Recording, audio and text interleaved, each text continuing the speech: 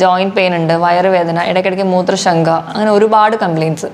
പക്ഷേ അവരുടെ lab റിസൾട്ടുകളോ lab റിപ്പോർട്ടുകളോ ഒക്കെ നോക്കിക്കഴിഞ്ഞാൽ എല്ലാം നോർമലായിട്ട് കാണാം. ചിലരൊക്കെ പറയുന്നേക്കാം, ഞാനൊന്ന് വീണതിൽ പിന്നെയാണ് എനിക്ക് ഇനി വേദനയൊക്കെ തുടങ്ങിയത്, അല്ലെങ്കിൽ ഒരു ആക്സിഡൻറ്റിന് ശേഷമാണ് എനിക്ക് ബുദ്ധിമുട്ട് വന്നത്. ചിലർ പറയുന്നേക്കാം, എൻ്റെ ഭർത്താവ് മരിച്ചതിന് ശേഷമാണ് എനിക്ക് ബുദ്ധിമുട്ട് വന്നത്. അതുവഴി നമുക്ക് ഹോർമോൺ ലെവൽ കൂട്ടാനും അതുവഴി നമുക്ക് കുറച്ചും കൂടി ഹാപ്പി ആയിട്ടിരിക്കാനും കുറച്ചുകൂടെ സ്ട്രെസ് ഫ്രീ ആയിട്ടിരിക്കാനും പറ്റും. ഇങ്ങനെയൊക്കെയുള്ള ഫുഡും ഡയറ്റും ഒക്കെ കൺട്രോൾ ചെയ്യുന്ന വഴി, കൂടെ എക്സസൈസ് കൂടി ചെയ്യുന്നത് വഴി നമുക്കൊരു പരിധി വരെ ഈ കണ്ടീഷൻ നമുക്ക് കൺട്രോൾ ചെയ്യാൻ പറ്റും. ഹായ്, ഞാൻ ഡോക്ടർ പ്രിയ, Q1 ഹെൽത്ത് കെയറിലെ ഹോമിയോപ്പതിക് ഫിസിഷ്യനാണ്. ഇന്ന് നമ്മുടെ ക്ലിനിക്കിൽ ചില പേഷ്യൻസൊക്കെ വന്ന് പറയാറുണ്ട്, ജോയിൻറ്റ് പെയിൻ ഉണ്ട്, വയറുവേദന, ഇടയ്ക്കിടയ്ക്ക് മൂത്രശങ്ക, അങ്ങനെ ഒരുപാട് കംപ്ലയിൻറ്റ്സ്. പക്ഷേ അവരുടെ ലാബ് റിസൾട്ടുകളോ ലാബ് റിപ്പോർട്ടുകളോ ഒക്കെ നോക്കിക്കഴിഞ്ഞാൽ എല്ലാം നോർമലായിട്ട് കാണാം. ഇങ്ങനെയുള്ള ഈ ഗ്രൂപ്പ് ഓഫ് കംപ്ലയിൻറ്റ്സിനെയാണ് നമ്മൾ ഫൈബ്രോമയാൾജിയ എന്ന് പറയുന്നത്. ഇന്ന് നമുക്ക് ഈ വിഷയത്തെക്കുറിച്ച് സംസാരിക്കാം. എന്താണ് ഫൈബ്രോമയാൾജിയ അഥവാ ക്രോണിക് ഫറ്റീഗ് സിൻഡ്രോം, എന്തുകൊണ്ടുണ്ടാവുന്നു എന്നും നമുക്ക് എങ്ങനെ മാനേജ് ചെയ്യാമെന്നും നോക്കാം. ഇന്ന് അധികം ആളുകൾക്കും അത്ര ഫെമിലിയർ അല്ലാത്തൊരു വാക്കാണ് ഫൈബ്രോമയാൾജിയ. പക്ഷെ നമ്മുടെ ജനസംഖ്യയിൽ 2 മുതൽ 8% ആൾക്കാരും ഇന്ന് ഈ ബുദ്ധിമുട്ട് അനുഭവിക്കുന്നുണ്ട്. ഫൈബ്രോമയാൾജിയ എന്നതൊരു ഫങ്ഷണൽ സൊമാറ്റിക് സിൻഡ്രോമാണ്. എന്താണ് ഫങ്ഷണൽ സൊമാറ്റിക് സിൻഡ്രോം? ഒരു രോഗാവസ്ഥയുണ്ടെങ്കിലും പക്ഷെ അവരുടെ ലാബ് റിസൾട്ടോ വേറെ എന്ത് ഫൈൻഡിങ്സോ ഒക്കെ നോക്കിയാലും അതിലൊന്നും എല്ലാം നോർമലായി കാണും, ഒന്നും കണ്ടുപിടിക്കാനുണ്ടാവില്ല. ഇങ്ങനെയുള്ള കണ്ടീഷനെയാണ് നമ്മൾ ഫങ്ഷണൽ സൊമാറ്റിക് സിൻഡ്രോം എന്ന് പറയുന്നത്. ഫൈബ്രോമയാൾജിയയിൽ ഇതുപോലെയാണ്, ഒരുപാട് കംപ്ലയിൻറ്റ്സ് ഉണ്ടാവും പേഷ്യൻസിന് പറയാൻ. ജോയിൻറ്റ് വേദന, കഴുത്ത് വേദന, നടുവേദന, അങ്ങനെ ഒരുപാട് കംപ്ലയിൻറ്റ്സ് ഉണ്ടാവും. പക്ഷെ അവരെന്തൊക്കെ ബ്ലഡ് നോക്കിയാലും യൂറിനോ എക്സ്റേ സ്കാൻ എന്ത് ടെസ്റ്റ് ചെയ്താലും ഒന്നിലും ഒരു കുഴപ്പമുണ്ടാവില്ല, എല്ലാം നോർമലായി. ഫൈബ്രോമയാൾജിയ എന്തുകൊണ്ടാണ് ഉണ്ടാകുന്നതെന്ന് വ്യക്തമായ ഒരു കാരണം ഇതുവരെ കണ്ടുപിടിക്കാൻ പറ്റിയിട്ടില്ല. ഒരുപാട് തിയറികളൊക്കെ അതിന് പറയുന്നുണ്ട്. ചിലർ പറയുന്ന ഒരു വിഷാദ രോഗത്തിൻ്റെ ഒരു ശാരീരികമായ പ്രസൻറ്റേഷനാണ് ഫൈബ്രോമയാൾജിയ എന്ന്.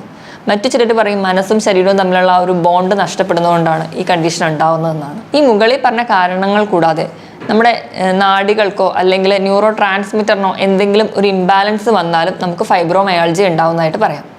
ഇപ്പോൾ ഉദാഹരണത്തിന് നമുക്ക് എന്തെങ്കിലും ശരീരത്തിൽ വേദനയോ മുറിവോ എന്തെങ്കിലും ഉണ്ടായിട്ടുണ്ടെങ്കിൽ നമ്മുടെ നാഡികൾ വഴി അത് സുഷുമ്ന നാഡിയിലെത്തിക്കുന്നു, അവിടെ നിന്ന് അത് തലച്ചോറിലെത്തുന്നു. അങ്ങനെയാണ് ഒരു നോർമൽ പ്രോസസ്സ്. ഈ മെസ്സേജ് പാസ് ചെയ്യുന്നത് ന്യൂറോ ട്രാൻസ്മിറ്റർ വഴിയാണ്. ന്യൂറോ ട്രാൻസ്മിറ്റർ എന്ന് പറഞ്ഞാൽ ഒരു കെമിക്കലാണ്. ഈ കെമിക്കൽസ് വഴിയാണ് നമ്മുടെ മെസ്സേജ് പാസ് ചെയ്യുന്നത്. ഈ ന്യൂറോ ട്രാൻസ്മിറ്ററിനോ ഈ നാഡികൾക്കോ അല്ലെങ്കിൽ ഈ ഒരു പാത്വേക്ക് എന്തെങ്കിലും ഒരു ഇംബാലൻസ് വന്നാലാണ് നമുക്ക് ഫൈബ്രോമയാൾജിയ ഉണ്ടാവുന്നതായി കാണുന്നത്. ഫൈബ്രോമയാൾജിയ എന്ന് പറയുന്നതിൽ ഒരു കൂട്ടം അസുഖങ്ങളുണ്ട്. അത് പല സിസ്റ്റത്തിനെ അഫക്റ്റ് ചെയ്യുന്നുണ്ട്. നമ്മുടെ പേശികളെ അഫക്റ്റ് ചെയ്യുന്നുണ്ട്, നാഡീവ്യൂഹത്തിനെ അഫക്റ്റ് ചെയ്യുന്നു, അതുപോലെ തന്നെ നമ്മുടെ മൂത്രസംബന്ധമായ രോഗങ്ങൾ ഉണ്ടാകുന്നു, ആമാശയം കുടൽ സംബന്ധമായ രോഗങ്ങളും കാണാം. ഫൈബ്രോമയാൾജിയ പ്രധാനമായും 4 ഘടകങ്ങളെയാണ് ഡിപ്പെൻഡ് ചെയ്തിരിക്കുന്നത്. അത് ഏതൊക്കെയാണെന്ന് നോക്കാം. ഒന്നാമത് മനഃശാസ്ത്രപരമായ ഘടകങ്ങൾ, രണ്ടാമത് ജനിതകപരമായ ഘടകങ്ങൾ, മൂന്നാമതായി നാഡീപരമായ ഘടകങ്ങൾ, നാലാമതായി എൻവയോൺമെൻറ്റൽ അല്ലെങ്കിൽ പരിസ്ഥിതിപരമായ ഘടകങ്ങൾ. ഇനി എന്തൊക്കെയാണ് ഫൈബ്രോമയാൾജിയയുടെ ലക്ഷണങ്ങൾ എന്ന് നോക്കാം. പ്രധാനമായും സ്ത്രീകളെയാണ് ബാധിക്കുന്നത്. അവർക്ക് ഒരു ഡീപ്പ് സ്ലീപ്പ് കിട്ടാത്തതുകൊണ്ടാണ് അവരുടെ എല്ലാ വേദനകളും എല്ലാ കംപ്ലയിൻറ്റ്സിൻ്റെയും ബേസിക് ആയിട്ടുള്ള കാരണം. അവർ തന്നെ പറയുന്നവർക്ക് അവർക്ക് രാത്രി കണ്ടിന്യൂസ് ആയിട്ടൊരു സ്ലീപ്പ് ഉണ്ടാവില്ല. ഒന്ന് ഉറങ്ങിക്കഴിഞ്ഞ് കഴിഞ്ഞാൽ പിന്നെ എണീറ്റ് കഴിഞ്ഞാൽ പിന്നെ അവർക്ക് ഉറക്കം കിട്ടില്ല. അവരെന്തെങ്കിലുമൊക്കെ ആലോചിച്ച് അങ്ങോട്ടും ഇങ്ങോട്ടും തിരിഞ്ഞ് ഉറങ്ങും. അവർ കണ്ടിന്യൂസ് ആയിട്ടൊരു സ്ലീപ്പ് അതില്ലാത്തതുകൊണ്ടാണ് അവർക്ക് ജോയിൻറ്റ് പെയിൻസും എല്ലാ കംപ്ലയിൻസും വരുന്നത് തന്നെ. രാവിലെ എണീക്കുമ്പോൾ അവർക്കൊരു എനർജിയൊക്കെ കുറവായിരിക്കും, ഒരു ഉന്മേഷക്കുറവ് കാണും, ശരീരം ഭയങ്കര ക്ഷീണം, ശരീരം ഭയങ്കര വേദന, ഒരു ഉത്സാഹക്കുറവ്, ഒന്നിലും കോൺസെൻട്രേറ്റ് ചെയ്യാൻ പറ്റുന്നില്ല, തലവേദന, ഇങ്ങനെയുള്ള ബുദ്ധിമുട്ടുകളൊക്കെ ആയിട്ടായിരിക്കും അവർ പ്രസൻറ്റ് ചെയ്യുന്നത്. നമ്മുടെ അടുത്ത് ഒരു പേഷ്യൻറ്റ് വരുമ്പോൾ അവർ പറയും, രാത്രി എനിക്ക് ഉറക്കമൊന്നും ശരിയാവുന്നില്ല, രാവിലെ എണീക്കുമ്പോഴേ കഴുത്ത് വേദനയാണ്. അപ്പോൾ നമ്മൾ എക്സ്റേ ഒക്കെ നോക്കിക്കഴിഞ്ഞാൽ എല്ലാം നോർമലായിരിക്കും. നമ്മൾ പറയും കുഴപ്പമൊന്നുമില്ല, എല്ലാ ടെസ്റ്റൊക്കെ ചെയ്തപ്പോൾ ഒക്കെ എല്ലാം നോർമലാണ്. പക്ഷേ എന്നാലും പേഷ്യൻസിന് ഒരു റിലീഫില്ല. അപ്പോൾ അവർ അടുത്തൊരു ഡോക്ടറിലോട്ട് പോകും. ഇങ്ങനെ അവർ ഡോക്ടറിൽ നിന്ന് വേറൊരു ഡോക്ടറോട് ജമ്പ് ചെയ്തുകൊണ്ടിരിക്കുന്നതായി കാണാം. ഇതുപോലെ തന്നെ വേറെ പേഷ്യൻസ് ആണെങ്കിൽ ചിലപ്പോൾ തലവേദനയായിട്ടായിരിക്കും പ്രസൻറ്റ് ചെയ്യുക. ഒരു മൈഗ്രെയിൻ്റെ ടിപ്പിക്കൽ ഫീച്ചേഴ്സ് ആയിട്ട് വരും. നമ്മൾ മൈഗ്രെയിൻ ആണെന്ന് കരുതി ട്രീറ്റ് ചെയ്യും, അങ്ങനെ അവർക്ക് തലവേദന കുറയും. അങ്ങനെ തലവേദന കുറഞ്ഞു കഴിയുമ്പോൾ പിന്നെ അവർ അടുത്തത് കഴുത്ത് വേദനയായിട്ട് പ്രസൻറ്റ് ചെയ്യാം, അല്ലെങ്കിൽ ഒരു വേറെ ജോയിൻറ്റ് കംപ്ലീറ്റ് ആയിട്ട് പ്രസൻറ്റ് ചെയ്യാം. അപ്പോൾ ഇവിടെ എന്ന് പറഞ്ഞാൽ പേഷ്യൻറ്റും സിംറ്റംസും മാറും, അതിനനുസരിച്ച് അവർക്ക് ഡോക്ടറും മാറും. ഓരോ സിംറ്റംസിനും അവർ ഓരോ ഡോക്ടേഴ്സിനെ ഡിപ്പെൻഡ് ചെയ്യാൻ തുടങ്ങും. ഇതാണ് മെയിൻലി ഫൈബ്രോമയാൾജിയയിൽ കാണുന്ന ഒരു ഫീച്ചേഴ്സ്. ഇങ്ങനെയുള്ള പേഷ്യൻസിൽ ഈ ലക്ഷണങ്ങളോടൊപ്പം ചിലരിലൊക്കെ IBS കാണാം. IBS എന്ന് വെച്ച് കഴിഞ്ഞാൽ ഇറിറ്റബിൾ ബവൽ സിൻഡ്രോം. ഇപ്പോൾ എവിടെയെങ്കിലും പോകാനുണ്ട്, അല്ലെങ്കിൽ ഒരു എക്സാം ഉണ്ട്, അല്ലെങ്കിൽ ഒരു മീറ്റിംഗ് ഉണ്ട്, ഇങ്ങനെയൊക്കെ കേൾക്കുമ്പോൾ തൊട്ട് അവർക്ക് ടെൻഷനാണ്. ഒന്നുകിൽ അവർക്ക് അത് ഡയേറി ആയിട്ട് പ്രസൻറ്റ് ചെയ്യാം, ലൂസ് സ്റ്റൂളായിട്ട് പ്രസൻറ്റ് ചെയ്യാം, അല്ലെങ്കിൽ അവർക്ക് മലബന്ധമായിട്ട് പ്രസൻറ്റ് ചെയ്യാം. അങ്ങനെ രണ്ട് രീതിയിലും അത് മാറി മാറിയാണ് പല ആൾക്കാരിലും കാണുന്നത്. ഇതോടൊപ്പം തന്നെ ചിലർക്ക് ഇടയ്ക്കിടയ്ക്കുള്ള മൂത്രശങ്ക, യൂറിനറി ഇൻഫെക്ഷൻ ആണെന്ന് തോന്നിക്കുന്ന പോലെ ഇടയ്ക്കിടയ്ക്ക് മൂത്രശങ്കയായിട്ട് പ്രസൻറ്റ് ചെയ്യുന്നത് കാണാം. ടിപ്പിക്കലി മൈഗ്രെയിൻ, തലവേദന വലിയൊരു ഫീച്ചേഴ്സാണ് ഈ ഫൈബ്രോമയാൾജി ഉള്ളവരിൽ. ഇതുപോലെ തന്നെ ഒരു പേഷ്യൻറ്റ് വരുമ്പോൾ നമ്മൾ ജോയിൻറ്റ് പെയിൻ ഒക്കെ പറഞ്ഞ് നമ്മൾ എക്സാമിൻ ചെയ്യുമ്പോൾ, അല്ലെങ്കിൽ ജോയിനിലൊരു നീർക്കെട്ടില്ല, അല്ലെങ്കിൽ നിങ്ങൾക്ക് വലിയ ബുദ്ധിമുട്ടില്ല എന്ന് പറയുമ്പോൾ തന്നെ അവർക്ക് മെൻ്റലി അവർ തന്നെ ചിന്തിക്കും, അവർക്ക് എന്താ പെയിൻ മാറുന്നില്ലല്ലോ, ഡോക്ടർ ഒരു കുഴപ്പമില്ല എന്ന് പറയുന്നത്, അത് അവർക്കൊരു ടെൻഷൻ ഉണ്ടാകും. പിന്നെ സ്ഥിരമായിട്ട് വീട്ടിൽ ഈ കംപ്ലൈൻറ്റ് പറയുന്നതുകൊണ്ട് വീട്ടുകാർക്ക് എന്ത് തോന്നും എന്ന് ആലോചിച്ച് അവർക്കൊരു സ്ട്രെസ്സ്, ഈ സ്ട്രെസ്സൊക്കെ അവർക്ക് പിന്നെയും വേദന കൂട്ടാൻ കാരണമാവുകയും ചെയ്യുന്നുണ്ട്. ഫൈബ്രോമയാൾജി ആരിലാണ് കൂടുതലായി കാണുന്നത് നോക്കാം. ഏറ്റവും ഫസ്റ്റ് പറയുന്നത് എന്തെങ്കിലും ഹോർമോണൽ ഇംബാലൻസ് ഉള്ളവർക്ക് കാണാം. അതായത് തൈറോയിഡ് പോലുള്ള ഹോർമോണിൻ്റെ ഇംബാലൻസ് ഉള്ളവരിൽ ഫൈബ്രോമയാൾജി കൂടുതലായി കാണുന്നുണ്ട്. അതുപോലെ PCOD പോലെ കണ്ടീഷൻ ഉള്ളവരിൽ കാണുന്നു. വൈറ്റമിൻ D ഡെഫിഷ്യൻസി അല്ലെങ്കിൽ വൈറ്റമിൻ B12 ഡെഫിഷ്യൻസി ഉള്ളവരിലും ഫൈബ്രോമയാൾജി കൂടുതലായി നിൽക്കുന്നത് കാണാം. ഇതോടൊപ്പം തന്നെ എന്തെങ്കിലും ഒരു മെൻ്റൽ ഷോക്കോ അല്ലെങ്കിൽ ഒരു മെൻ്റൽ സ്ട്രെസ്സോ ഉള്ളവർക്ക് ഫൈബ്രോമയാൾജി കൂടുതലായി കാണുന്നുണ്ട്. ഇപ്പോൾ ഉദാഹരണത്തിന് ചിലരൊക്കെ പറയുന്നേക്കാം, ഞാനൊന്ന് വീണതിൽ പിന്നെയാണ് എനിക്ക് ഇനി വേദനയൊക്കെ തുടങ്ങിയത്, അല്ലെങ്കിൽ ഒരു ആക്സിഡൻറ്റിന് ശേഷമാണ് എനിക്ക് ബുദ്ധിമുട്ട് വന്നത്. ചിലർ പറയുന്നേക്കാം, എൻ്റെ ഭർത്താവ് മരിച്ചതിന് ശേഷമാണ് എനിക്ക് ബുദ്ധിമുട്ട് വന്നത്, അല്ലെങ്കിൽ അത് ഭർത്താവ് മരിച്ച് ഒരു 5-6 മാസം കഴിഞ്ഞപ്പോൾ മാത്രമാണ് എനിക്ക് അസുഖം വന്നത്. ചിലർ പറയും എന്തെങ്കിലും ഒരു അസുഖം വന്നതിന് ശേഷം, ചിക്കൻ ഗുനിയ വന്നതിന് ശേഷമാണ് എനിക്ക് ജോയിൻറ്റ് പെയിൻ വന്നത്, അല്ലെങ്കിൽ ഡെങ്കുവിന് ശേഷമാണ് എനിക്ക് മുടി കൊഴിച്ചിലുണ്ടായത്. അങ്ങനെ ഒരു ഇൻസിഡൻറ്റ് അവർക്ക് ഉണ്ടാവും. ആ ഇൻസിഡൻറ്റിനെ ചുറ്റിപ്പറ്റിയായിരിക്കും അവരുടെ കംപ്ലയിൻസ് മുഴുവനും ഇരിക്കുന്നത്. അങ്ങനെയും ഒരു കൂട്ടം ആൾക്കാരിൽ ഫൈബ്രോമയാൾജി ഉള്ളതായി കാണുന്നുണ്ട്. ഇനി നമുക്ക് ഫൈബ്രോമയാൾജി എങ്ങനെ കണ്ടുപിടിക്കാൻ നോക്കാം. ഫൈബ്രോമയാൾജി കണ്ടുപിടിക്കാനായിട്ട് പ്രത്യേകിച്ച് ടെസ്റ്റോ അല്ലെങ്കിൽ ലാബ് റിസൾട്ടോ ഒന്നും ഉണ്ടാവില്ല. മറ്റ് അസുഖങ്ങളുമായിട്ട് വേർതിരിക്കാൻ വേണ്ടിയിട്ട് മാത്രമാണ് നമുക്ക് ലാബ് റിസൾട്ടിനെ ഡിപ്പെൻഡ് ചെയ്യാം.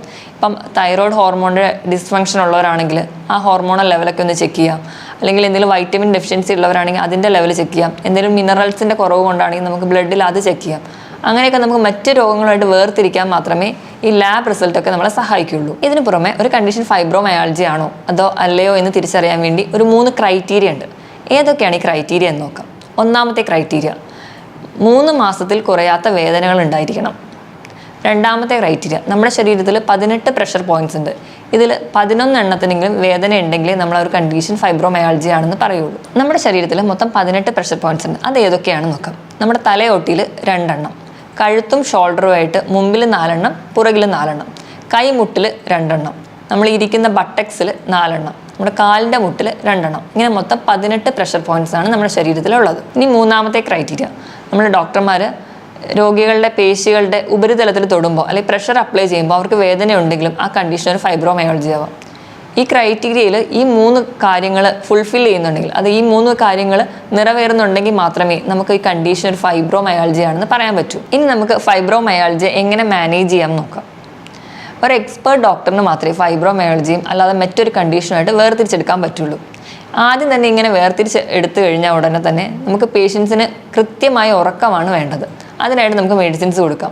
അവർക്കൊരു ഡീപ്പ് സ്ലീപ്പ് തന്നെ ഉണ്ടെങ്കിൽ തന്നെ ഒരു 70% കംപ്ലയിൻസും അവർക്ക് മാറിക്കിട്ടുന്നതായി കാണുന്നു. രണ്ടാമതായിട്ട് നമുക്ക് അവരുടെ സ്ട്രെസ്സ് അല്ലെങ്കിൽ ടെൻഷൻ കുറയ്ക്കുകയാണ് വേണ്ടത്. അതിനുവേണ്ടി നമുക്ക് മെഡിസിൻസ് എടുക്കാം. അതിനോടൊപ്പം തന്നെ കൗൺസിലിങ്ങോ അല്ലെങ്കിൽ അവർക്ക് എന്തെങ്കിലും ബിഹേവിയറൽ ചേഞ്ചസ് ഒക്കെ ഉണ്ടെങ്കിൽ അതിന് വേണ്ടിയിട്ടുള്ള ട്രീറ്റ്മെൻറ്റ്, അതിനോടൊപ്പം തന്നെ യോഗയും മെഡിറ്റേഷനൊക്കെ ചെയ്യാം.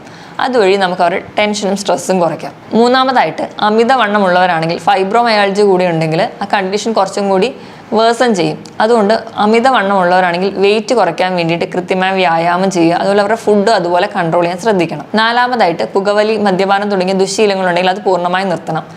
പുകവലിയൊക്കെ ഉണ്ടെങ്കിൽ നമ്മുടെ ശരീരത്തിലെ ഓക്സിജൻ്റെ അളവ് കുറയും. ഓക്സിജൻ്റെ അളവ് കുറയുമ്പോൾ കോശങ്ങളിൽ നീർക്കെട്ടുണ്ടാവാനുള്ള ചാൻസ് കൂടുതലാണ്. അതുകൊണ്ട് അവർ പുകവലി ഉണ്ടെങ്കിൽ അത് പൂർണ്ണമായി നിർത്താൻ വേണ്ടി ശ്രദ്ധിക്കണം. ഇനി നമുക്ക് എന്തൊക്കെ ഭക്ഷണങ്ങളാണ് കഴിക്കാൻ പറ്റുന്നത് നോക്കാം. ഫ്രൂട്ട്സും വെജിറ്റബിൾസും ധാരാളമായി കഴിക്കുക. 2 മുതൽ 3 ലിറ്ററോളം വെള്ളം കുടിക്കുക.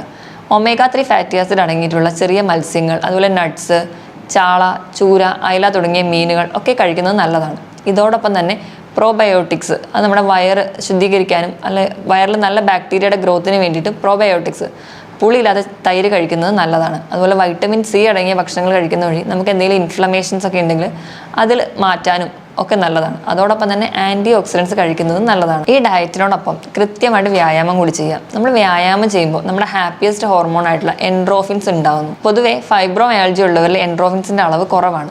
അതുകൊണ്ട് ദിവസവും ഒരു 45 മിനിറ്റ് മുതൽ 1 മണിക്കൂർ വരെ ആഴ്ചയിൽ 5 ദിവസവും കൃത്യമായിട്ട് എക്സസൈസ് ചെയ്യുക. അതുവഴി നമുക്ക് ഹോർമോൺ ലെവൽ കൂട്ടാനും അതുവഴി നമുക്ക് കുറച്ചും കൂടി ഹാപ്പി ആയിട്ടിരിക്കാനും കുറച്ചുകൂടെ സ്ട്രെസ് ഫ്രീ ആയിട്ടിരിക്കാനും പറ്റും. ഇങ്ങനെയൊക്കെയുള്ള ഫുഡും ഡയറ്റും ഒക്കെ കൺട്രോൾ ചെയ്യുന്ന വഴി, കൂടെ എക്സസൈസ് കൂടി ചെയ്യുന്നത് വഴി നമുക്കൊരു പരിധി വരെ ഈ കണ്ടീഷൻ നമുക്ക് കൺട്രോൾ ചെയ്യാൻ പറ്റും. ഇതിനോടൊപ്പം തന്നെ ഹോമിയോപ്പതിയിൽ ഫലപ്രദമായ ചികിത്സയും ലഭ്യമാണ്. മറ്റൊരു വീഡിയോയിൽ വീണ്ടും കാണുന്നത് വരെ താങ്ക് യു.